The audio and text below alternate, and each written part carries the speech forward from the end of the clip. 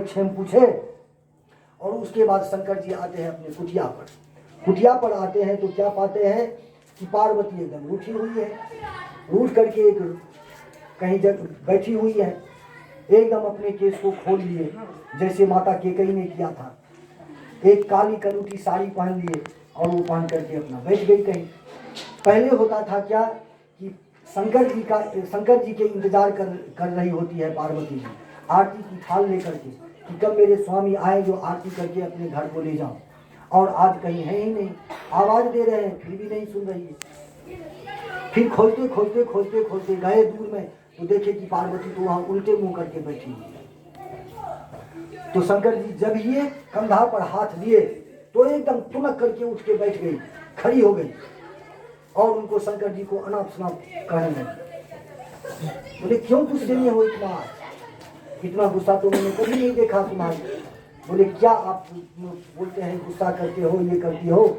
आपने सब कुछ मुझे बताया, आप झूठ मूठ का मुझसे बहाना करते हैं, प्रेम करते हैं, लेकिन ये कभी आपने बताया कि आपने जो गले में माला क्या पहन रखी है? शंकर जी हंसने लगे। बस इतनी सी ही बात है और इसी के लिए रूठी हुई हो? अरे ये मेरे गले में जो हार है तुम्हारे मुंडों की हार है। तुम्हारा जितना जन्म हुआ है और मृत्यु हुआ है उतने ही बार तुम जितने बार मरी हो तुम्हारे मुंड को अपने माला में पिरो करके मैं सजा करके रखा हूं। तुमसे इतना प्यार करता हूं। तो पार्वती बोली कि यदि इतना प्यार करते हैं तो ये बताओ कि मैं बार बार मरती हूँ, जन्म लेती हूँ, लेकिन आप एक बार जो आए तो है ही, आपकी मृत्यु क्यों नहीं होती और मेरी मृत्यु क्यों हो जाती है? आज मुझे बताइए, आपको बताना हो। और पत्नी यदि जिद पकड़ ले तो कितना भी गूढ़ बात हो पति को बताना ही पड़ता है। यदि नहीं बताए तो रोटी पानी बंद, कुछ नहीं बनेगा, आज सब कुछ बंद रहेगा। नहीं तो हमने जो पूछा वो बताओ तो बताना पड़ता है। तो बोले ठीक है चलो आज बता ही देता हूँ यह रहस्य, लेकिन यह रहस्य बताने के लिए ये जगह उपयुक्त नहीं है। बोले क्यों? बोले कि मैं अमर कथा का पान कर रखा हूँ। तो अमर कथा का जो पान करता है उसका जन्म नहीं होता, उसका मृत्यु नहीं होता, उसकी न मृत्यु होती है न उसका जन्म होता है। तो ये अमर कथा भागवत जी क्या है? अमर कथा है। और यही अमर कथा सुखदेव जी को व्यास जी ने सुनाया और सुखदेव जी परीक्षित जी को सुनाया, अमर कथा। तो शंकर जी बोले कि चलो यहाँ से अमरनाथ की गुफा में कैलाश से दोनों प्राणी भगवती पार्वती और शंकर जी दोनों चले यहाँ से अमरनाथ गुफा। और वहाँ जाने के बाद एक बहुत विशाल वटवृक्ष है, वटवृक्ष के नीचे बैठे और एक शर्त लगा दिए शंकर जी। शंकर जी बोले कि देखो कथा श्रवण कराने में कोई हर्जा नहीं है, कोई बात नहीं है, लेकिन मेरा एक शर्त है। मैं जब कथा सुनाने के लिए बैठूंगा तो मैं ध्यानस्थ हो जाऊंगा, आंख मेरी बंद हो जाएगी। तो सामने कौन आया कौन गया, तुम बैठी हो कि सोई हो या नहीं हो, मुझे तो कोई नहीं पता। तो हम कैसे समझेंगे कि तुम कथा श्रवण कर रही हो? तो इसके लिए जब ही अध्याय संपन्न हो, समापन हो, तो तुमको हूँ करना होगा। जैसे बोलते हैं ना कि राम ने रावण को मारा तो हाँ जी, कृष्ण ने कंस को मारा तो हाँ जी, ऐसे करना होगा। तो हम समझेंगे कि तुम जाग रही हो और कथा श्रवण कर रही हो। बोले ठीक है प्रभु, मैं इतना कर दूंगा। और देखिए यहाँ पर अमरनाथ गुफा में शंकर और पार्वती के बीच में ये विचार चल रहा है कि अब कथा शुरू करेंगे, कथा प्रारंभ करेंगे। और उधर गोलोक धाम में ये सुगा जो है तोता, सुखदेव जी, ये तोता जब राधा जी के हाथ में बैठता है तो राधा कृष्ण नाम की दीक्षा देते हैं कि बेटा हरे कृष्ण हरे कृष्ण हरे कृष्ण हरे कृष्ण इसका जाप करो। और वही तोता जब भगवान कृष्ण के हाथ में जाकर के बैठता है हाथ पर, तो भगवान कृष्ण कहते हैं कि बेटा सुखदेव तुम राधा राधा राधा राधा राधा राधा का नाम जप करो। तो दोनों मिला करके राधा कृष्ण राधा कृष्ण राधा कृष्ण का मंत्र उसको मिल गया। और उस समय विचार करने लगे दोनों, भगवान कृष्ण और राधा, कि प्रभु पृथ्वी छोड़कर हम लोगों को बहुत दिन आए हुए हो गया है, लेकिन हमारे पीछे पृथ्वी पर बहुत से पापी जन्म ले लिए होंगे, उसका उद्धार का रास्ता तो कोई होगा, सभी तो हमारे ही संतान है, उसके कल्याण के लिए कोई न कोई तो उपाय ढूंढना पड़ेगा। तो भगवान कृष्ण बोलते हैं कि तुम्हारी क्या इच्छा है। तो ये राधा जी बोलती हैं कि मेरी इच्छा है कि अपने जो ये शुका है, सुखदेव जी हैं, इसको पृथ्वी पर मर्त्यलोक में भेजा जाए और वहां जाकर के ये कथा श्रवण कराए। प्रत्येक जीव को कथा श्रवण कराएगा, सभी का कल्याण होगा। कथा जो है भगवान की कथा ऐसी है जो सभी कष्टों को हर लेता है, कथा ही कल्याण करती है। तो सुखदेव जी को वहां से भेजा गया। अब वो आए कहाँ, तो अमरनाथ गुफा में आ गए, सीधे वो चले गए अमरनाथ गुफा। और इधर व्यास जी, अब देखिए तीन जगह विचार हो रहा है। भगवान गोलोक धाम में विचार कर रहे हैं कि कथा का विस्तार करने के लिए, कथा श्रवण कराने के लिए सुखदेव जी को भेज दिए। और यहाँ पर अमर कथा श्रवण कर रहे हैं कि आप अमर कैसे हो गए, मैं मरती हूँ, जीती हूँ, मरती हूँ, जन्म लेती हूँ, और आप अजन्मा है, एक बार जो जन्म लिए मरे नहीं, तो आप कौन सी कथा पी रखी है, तो अमर कथा वो मुझे सुनाइए। तो शिव जी और पार्वती में ये बात चल रही है कि अमर कथा सुनाऊंगा, वहाँ तैयार है कथा सुनाने के लिए। यहाँ सुखदेव जी आ जाते हैं और व्यास जी जो 18,000 पुराण की रचना कर लिए, अब इसका श्रवण कौन करवाए, इसका वाचन कौन करे, ऐसे सुयोग्य पुत्र प्राप्ति के लिए चिंतन कर रहे हैं। यदि मान लीजिए आपके पास बहुत सारा धन है और आपके पुत्र कुपुत्र हो गए, तो उस धन को गंवाने में, नष्ट करने में 1 महीना भी समय लगेगा, उसको तुरंत खत्म कर देगा। तो इसीलिए पुत्र होना चाहिए, सुपुत्र। तो धन तो है, भागवती कथा उनकी धन को तो तैयार करके व्यास जी रख दिया। अब ऐसा सुयोग्य पुत्र चाहिए जो इसका निर्वहन करे, इसका सदुपयोग करे। तो वो यहाँ सम्यक् में बद्रीनाथ से आगे, जो कोई बद्रीनाथ गए होंगे, वहाँ पर व्यास गुफा, वहीं पर व्यास गुफा है, सम्यक् प्रास नाम की जगह पर व्यास गुफा है। वहीं पर उन्होंने नारद की प्रेरणा से ये श्रीमद् भागवत महापुराण की रचना। तो वहाँ बैठे बैठे वो सोच रहे हैं कि ऐसा सदपात्र पुत्र हो जो इसका वाचन करे। तीनों जगह विचार चल रहा है। तो अब यहाँ आ गए सुखदेव जी आए। सुखदेव जी जो आए तो उस वट वृक्ष के ऊपर में एक शुका और एक शुकी, एक तोता और एक तोती का घोंसला था। और तोती जो थी गर्भवती थी, उसके गर्भ में बच्चा था, तोती के गर्भ में। अब देखिए उसी वट वृक्ष के नीचे विचार चल रहा है, शंकर जी और पार्वती का विचार चल रहा है कि अब कथा शुरू करेंगे, कथा श्रवण कराएंगे। और उसी वट वृक्ष के ऊपर में तोता तोती का जो घोंसला है, उसमें जो तोती है गर्भवती है, तोता तो उड़ गया, अब तोती बच गई। तोता क्यों उड़ गया, तो भगवान शिव बोलते हैं कि देखो पार्वती, देखो देवी, ये अमर कथा ऐसी कथा है जो अधिकारी होता है उसी को कथा ये सुनने का अधिकार है। तो अब यहाँ पर मैं आप लोगों को ये बता दूं कि अधिकारी कौन है, कथा श्रवण करने के अधिकारी कौन है। यहाँ तो सभी बैठे हैं, लेकिन इसमें से मैं दावे के साथ कह सकता हूँ कि इसमें से शायद 1-2 ही अधिकारी होंगे। अधिकारी किसको बोला जाता है, सच्चा अधिकारी इस कथा का कौन है।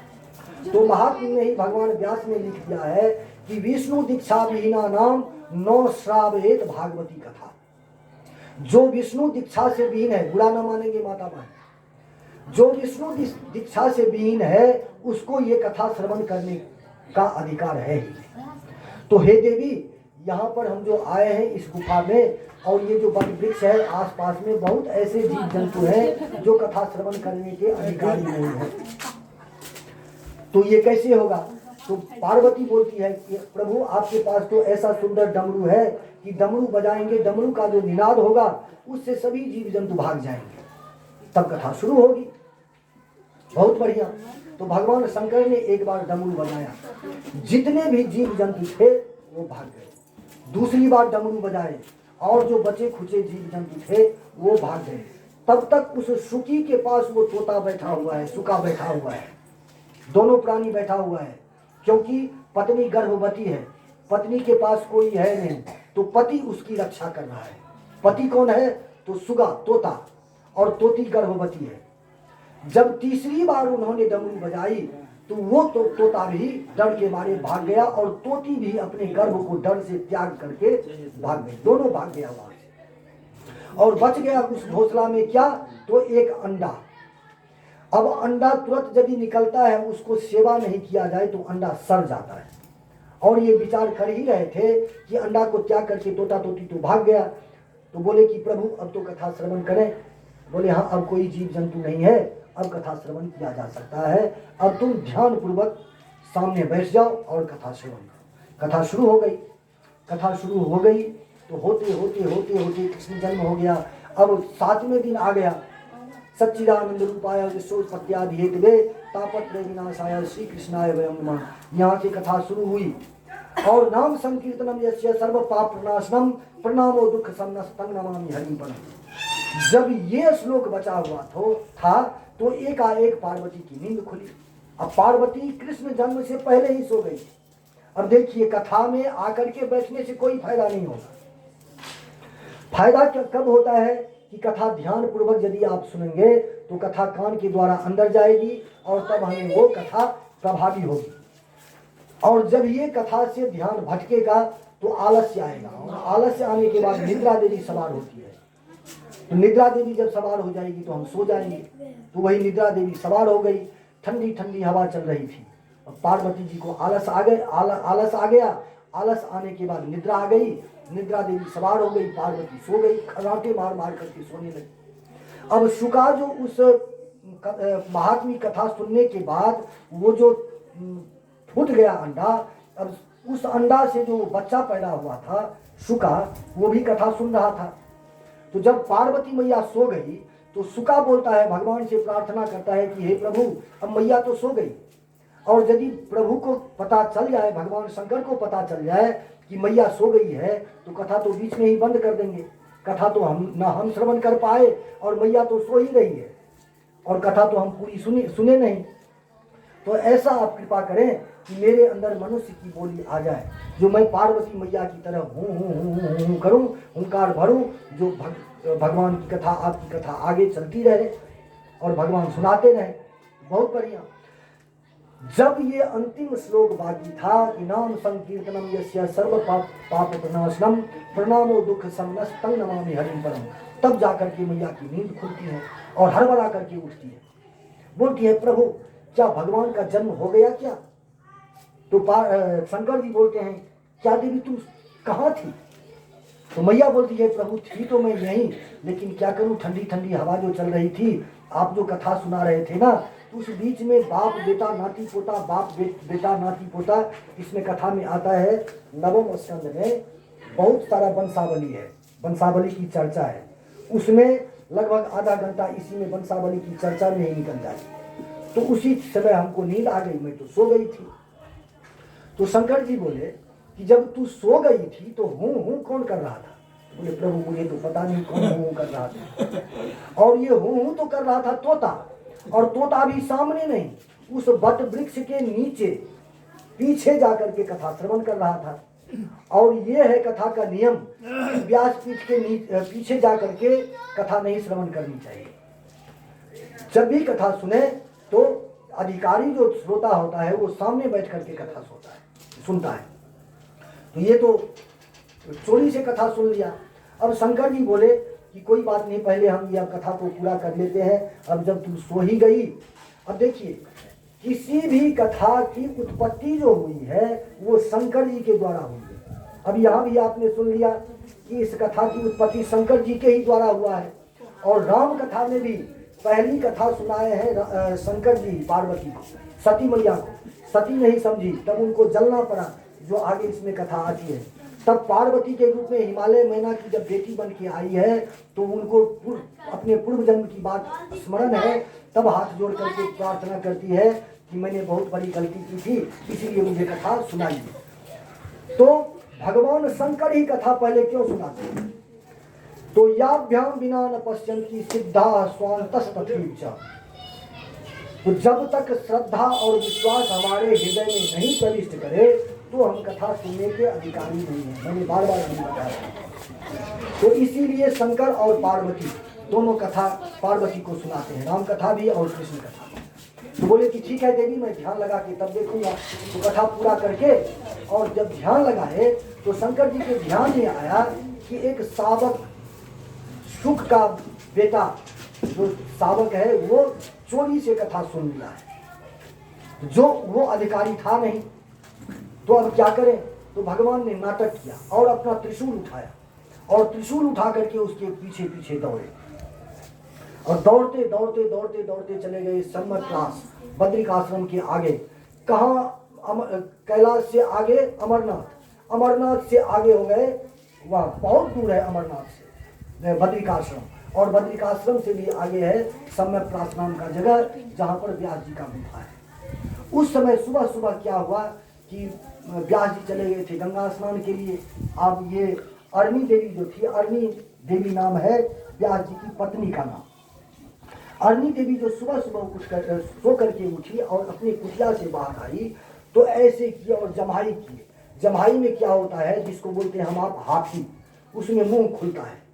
मुंह जो खुला तो शावक जो था, शुक पुत्र जो था, शुकी का पुत्र जो था ये सुखदेव जी, छोटा सा रूप बनाए, नन्हा सा रूप, और मुंह से होते हुए उसके गर्भ में प्रविष्ट कर गए, जो अरणी माता को पता नहीं।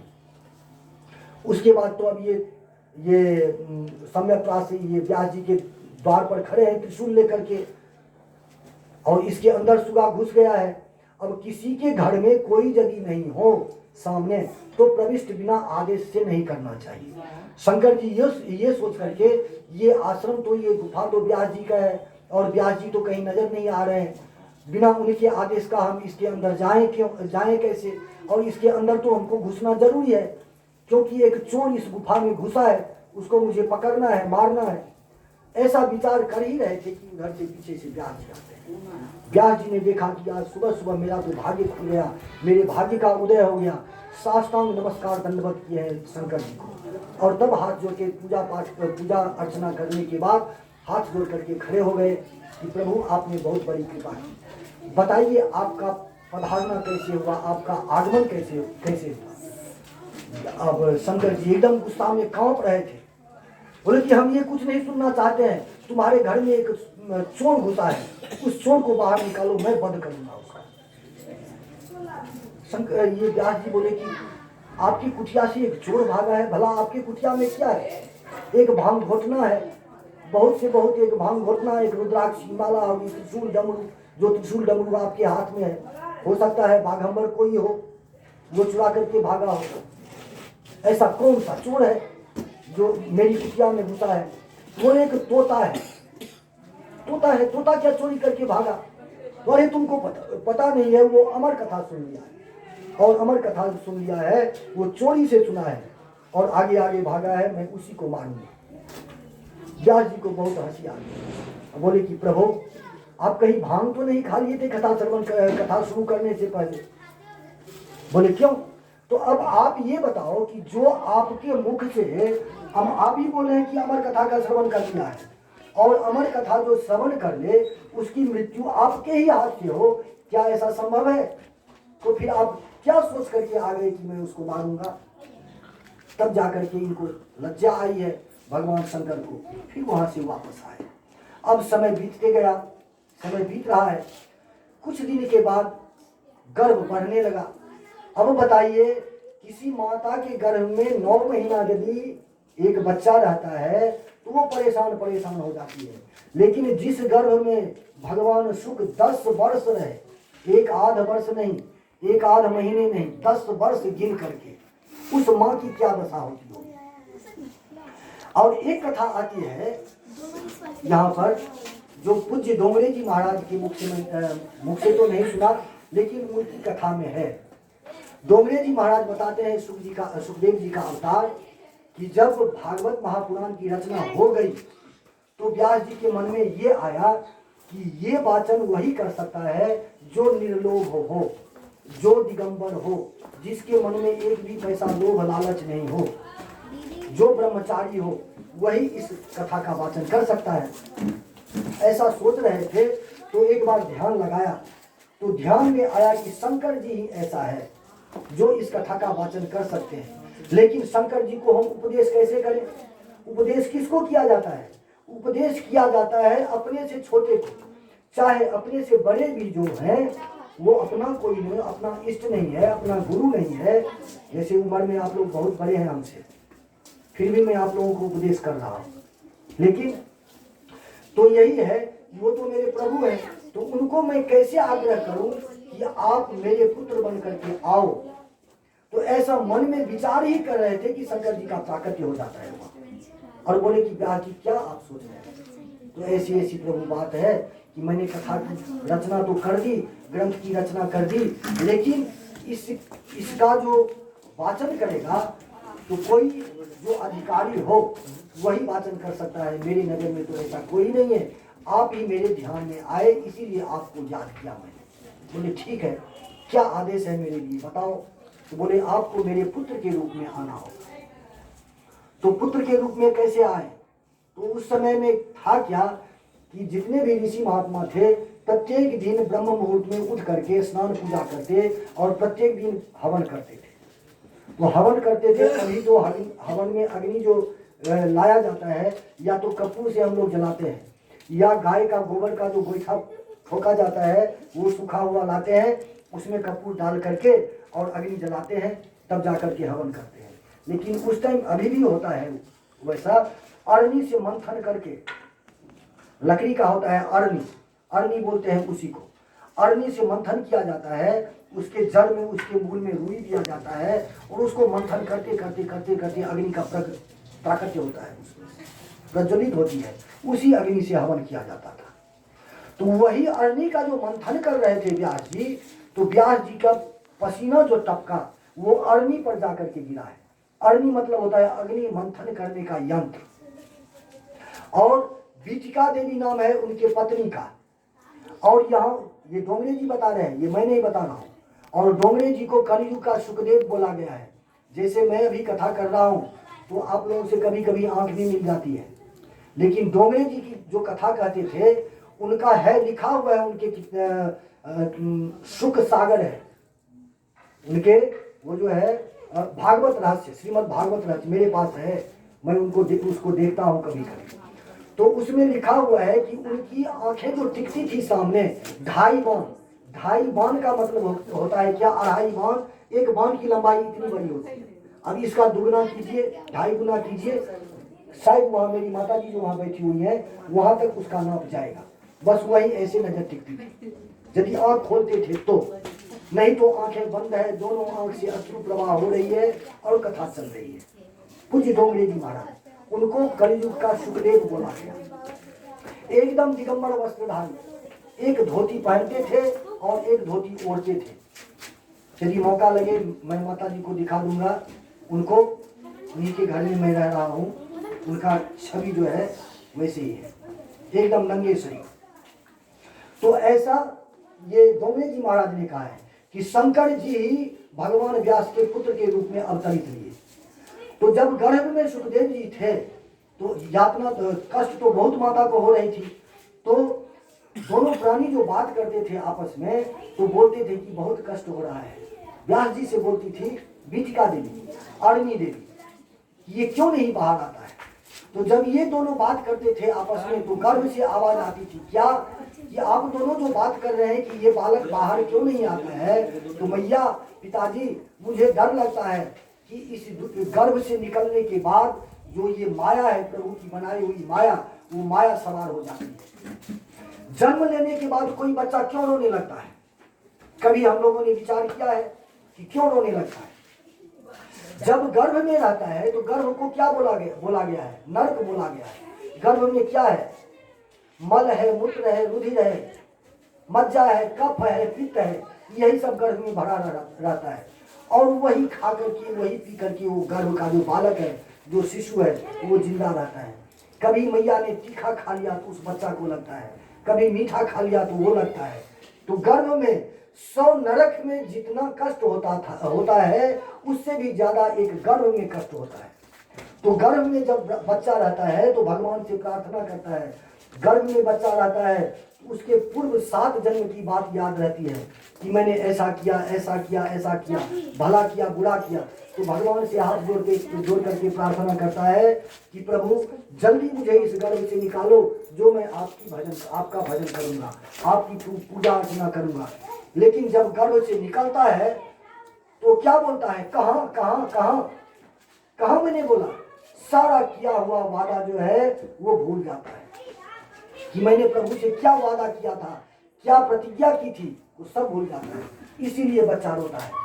तो मैया बोलती है कि बेटा गर्भ में कितना कष्ट हो रहा होगा तुमको, और मुझे भी कष्ट हो रहा है।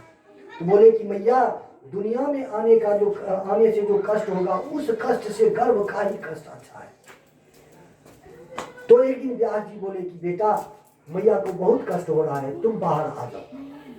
बोले ऐसे में नहीं आऊंगा बाहर।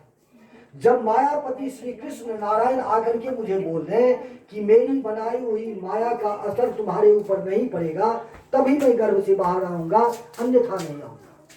तो भगवान श्री कृष्ण आते हैं और बोलते हैं बेटा सुख, तुम बाहर निकल जाओ, गर्भ से बाहर आओ, मेरी माया का प्रभाव तुम्हारे ऊपर नहीं पड़ेगा। तब जाकर के सुखदेव जी निकलते हैं, और वो भी 10 वर्ष के बाद निकलते हैं, और निकलते ही गर्भ से निकलते ही सीधे संन्यास की ओर चल देते हैं। संन्यास्तम गच्छन्तम, संन्यास जंगल की ओर चल देते हैं। 10 वर्ष की अवस्था को लिए जन्म ही लिए हैं, चल दिए जंगल की ओर। अब पीछे पीछे व्यास जी पुत्र मोह में जा रहे हैं कि हा पुत्र हाथ हाथ वापस आओ, वापस आओ, मेरी कुटिया में आओ, मैं तुम्हें पढ़ाऊंगा लिखाऊंगा, ये बनाऊंगा वो बनाऊंगा। लेकिन वो कुछ नहीं सुनते हैं। वहां से एकदम चल दिए जंगल की ओर। रास्ते में एक सरोवर है, उस सरोवर में मैंने कल बताया था कि सरोवर में माँ बहनें स्नान कर रही थी निर्वस्त्र होकर के, और सरोवर के किनारे से ये सुखदेव जी जा रहे हैं। कोई भय नहीं, कोई चिंता नहीं माताओं को ही। पीछे से व्यास जी जा रहे हैं, 80 वर्ष के बूढ़े, एकदम झुनझुन दाढ़ी, सादा सफेद दाढ़ी हो गया है, ये झुर्रियां पड़ गई है शरीर में। वो जब गए उस सरोवर से गुजरे तो जितनी भी युवतियां थी सब अपने अपने शरीर को अपने अपने कपड़े से अंग को ढकने लगे। तो व्यास जी पूछते हैं कि क्या तुम लोगों को इस बूढ़े शरीर को देख करके इतना लज्जा आ गई कि अपने शरीर को अपने अंग को ढकने लगी, और मेरा युवान बेटा अभी गया है, उसको देख करके तनिक भी लज्जा नहीं आई तुम लोगों को। तो युवती बोलती है कि व्यास जी आपकी नजरों में, आपकी आंख में ये स्त्री है, ये पुरुष है, ऐसा भाव है, लेकिन आपका पुत्र जो गया है वो एकदम निर्विकारी है। उसके आंख में, उसकी आंखों में ये स्त्री ये पुरुष कुछ है ही नहीं। यदि कुछ है तो सिर्फ व सिर्फ नारायण ही नारायण है। वो सब में नारायण को ही देखते हैं। इसीलिए हम लोगों में कोई लज्जा नहीं की। बहुत बढ़िया। व्यास जी आगे बढ़े, रो रहे हैं कि हा पुत्र जल्दी वापस आओ। वृक्ष से पुत्र आग्रह करते हैं कि मेरे पुत्र को लौटा दो, लेकिन कोई फायदा नहीं। व्यास जी वापस आ गए अपने कुटिया में, अरमने से बैठ गए, और बैठने के बाद अपने शिष्यों को भेजा कि जाओ उसको बुला करके लाओ। तो वो आएगा कैसे? तो एक भगवान का रूप का वर्णन किया कि वरहा पीरम नटवर बपु कर्मयो कर्णिकारकम बिभ्रत भाषा कनक कपिसम वैजयंती च मालाम। आधा श्लोक ही गाया, ये आधा ये श्लोक है, और पूरा श्लोक है रंधान में अधुर सुधिया पूर्णियन गोप वृंदे वृंदारण्यम सपद रमनम प्राविशद गीत कीर्ति। ये भगवान के स्वरूप का वर्णन है। कैसा वर्णन है, कैसा रूप है? तो रंध्रान बेनोर अधर सुधिया, उनके अधरों पर रंध्रान बेनोर, रंध्र बोलते हैं छिद्र को, बांसुरी की छिद्र अधर पर है, अधर पर है। और वो पीतांबर वस्त्रधारी, कानों में कनेर के फूल, और बाल उनके घुंघराले कुंचित केश हैं। और चरण कैसे है? एकदम कमल के पत्र जैसे कोमल, कमल के रंग का, और कमल जैसे कोमल, कमल के जैसे नेत्र कमल में। ऐसे रूप का वर्णन करोगे वो हो सकता है। आए सभी शिष्य वहां गए हैं, तो देखा शिष्यों ने कि एक वृक्ष के नीचे सुखदेव जी ध्यान में बैठे हुए हैं। तो कुछ दूरी पर जाकर के ये शिष्य लोगों ने इसी मंत्र का जाप किया। तो जाप किया तो आंखें तो खुली, और खोलने के बाद फिर आंखें बंद हो गई कि चलो कोई बात नहीं, भगवान का रूप ऐसा है वैसा है, ये तो मैं ध्यान में भी देख रहा हूँ, तो ये कौन सी नई बात है। फिर आंखें बंद कर दी। बहुत देर तक ये लोग इंतजार किए, कोई फायदा नहीं, वापस आ गए। व्यास जी से बोले कि भगवान कोई लाभ नहीं हुआ। क्यों? तो बोले ये श्लोक सुनने के बाद आंखें तो खोली उन्होंने, लेकिन आए नहीं।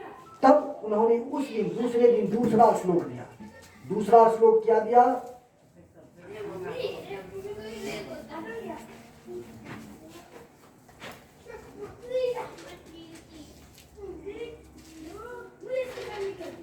दूसरा श्लोक दिया कि ये बकी वाला, कि भगवान कृष्ण ने माता को, जो माता ने जन्म दिया उसको तो 120 वर्ष के बाद उद्धार किया, उनको गति दिया, लेकिन जो बकी नाम की राक्षसी थी, पूतना, उसको 5 वर्ष की अवस्था में ही, 5 वर्ष की अवस्था क्यों, 6 दिन की अवस्था में ही उनको वो मुक्ति दे दी।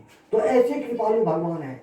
स्तम बकिम स्तन कालकूटम, ऐसी राक्षसी जो अपने स्तन में कालकूट नाम का जहर, कालकूट जहर में सबसे ऊपर उच्च कोटि का जहर होता है, ऐसा इस जहर जिसका यदि हवा भी लग जाए तो हम मर सकते हैं, ऐसा जहर अपने स्तन में लगा करके गई थी भगवान कृष्ण को मारने के लिए, और उसको भी अपने माता से पहले उद्धार किया। तो जब ये श्लोक आधा गा करके सुनाया ये शिष्य, तब जाकर के आंख खोली, और आंख खोलने के बाद बोले आगे क्या हुआ बताओ। तो इन्होंने कहा, व्यास जी का आदेश था कि पूरा श्लोक सुनाना नहीं है। तो ये बोले कि ऐसे 18,000 श्लोक हमारे गुरु जी के पास हैं, चलो वहीं सुनाया जाएगा। तब श्लोक के लोभ से भगवान सुखदेव जी उस शिष्य के साथ आते हैं अपनी कुटिया में, अपने पिताजी के कुटिया में, और यहाँ से शिक्षा ग्रहण करने के बाद अब देखिए अपनी पुत्र की परीक्षा खुद करने के लिए कहाँ भेजे हैं कि मेरा पुत्र योग्य है कि नहीं। आजकल हम क्या करते हैं, मेरा बेटा MBBS कर लिया, बस समझ जाते हैं मेरा बेटा डॉक्टर बन गया, मेरा बेटा इंजीनियर बन गया, अपने बड़ाई करने लगते हैं। लेकिन जब आपके पुत्र की बड़ाई आपका दुश्मन करे, आपके पड़ोसी करे, तब समझो कि मेरा पुत्र है, अच्छा है। तो यदि मैं मोहर लगा देता हूं कि मेरा पुत्र एकदम विद्वान हो गया, इस शास्त्र का वाचन कर सकता है, तो हो सकता है कि सांसारिक लोग बोलेगा कि ये इनके अपने पुत्र थे, इसीलिए स्वार्थवश ये ग्रंथ उनको दे दिए। यही सोच करके अब उस समय में जो ऐसा अधिकारी शिष्य है, पुत्र है, उसका तो वैसा ही गुरु भी होना चाहिए। तो उस समय में देखा गया कि ऐसा गुरु कौन है, ऐसा व्यक्ति कौन है इस पृथ्वी पर जो मेरे पुत्र को गुरु दीक्षा दे। तो भगवान व्यास ने वहां से देखा कि मिथिला में जनक जी हैं, राजा जनक जी बहुत बड़े प्रतापी थे, बहुत बड़े धर्मनिष्ठ कर्मनिष्ठ थे। इसीलिए तो भगवान राम वहां उनके जमाई होकर के आए, और बेटी बन के आई सीता जी, वैसे नहीं आई थी, भगवान वैसे नहीं गए थे, तो वहां भेजा गया उनको। और एक पत्र इससे पहले सुखदेव जी जाते, इससे पहले ही एक दूत के, एक शिष्य के माध्यम से एक पत्र लिख दिया भगवान व्यास ने कि इनकी जितनी कड़ी से कड़ी परीक्षा हो आप ले सकते हैं। जब आप मुहर लगा देंगे तब हम समझेंगे कि मेरा पुत्र योग्य है, योग्य बना। तो वहां पहुंचते हैं। वहां पहुंचने के बाद और उस समय में राजा जनक जी पूजा पर बैठे हुए थे। तो दूत आया, प्रभु कोई आपसे समय पास से आया है, वो अपने आप को व्यास पुत्र सुखदेव बताता है, आपसे मिलना चाहता है। तो बोले कि बोल दो, अभी मैं पूजा में बैठा हूँ। बोल दिए, बहुत बढ़िया। वो द्वार पर खड़ा है, दोपहर हो गया, दोपहर की वो कड़ाके की धूप, फिर भी बच्चा खड़ा है, 10 साल का बच्चा। जब शाम के 5 बज गए, अब ये तो परीक्षा ले रहे थे। अब देखिए, अभी बहुत गुरु ऐसे हैं कि आप यदि जाते हैं कि मुझे दीक्षा लेनी है आपसे, तो गुरु प्रफुल्लित हो जाता है। क्यों? कि चलो यदि इसको अभी दीक्षा देते हैं तो कम से कम 1 जोड़ा धोती, 1 कुर्ता, 1 गमछा और कुछ दक्षिणा तो आ ही जाएगा। तो चलो लोग में आकर के उसको तुरंत दक्षिणा दे देते हैं। जबकि दीक्षा देने का भी समय होता है, दिन होता है। कोई बोलता है ना कि दीक्षा अभी तुरंत ले लो, नहीं, दीक्षा भी लेने का समय होता है, दिन होता है। जैसे हम लोग मुंडन, उपनयन, बेटी का ब्याह करने का दिन देखते हैं, उसी तरह से दीक्षा लेने का भी समय होता है। और यदि वैसा गुरु मिल जाए जो ब्रह्मचर्य व्रत को धारण कर लिया है, संसार से कोई मतलब नहीं है, वो तो फिर जब भी दीक्षा दे दे। लेकिन आजकल ऐसे ही होता है।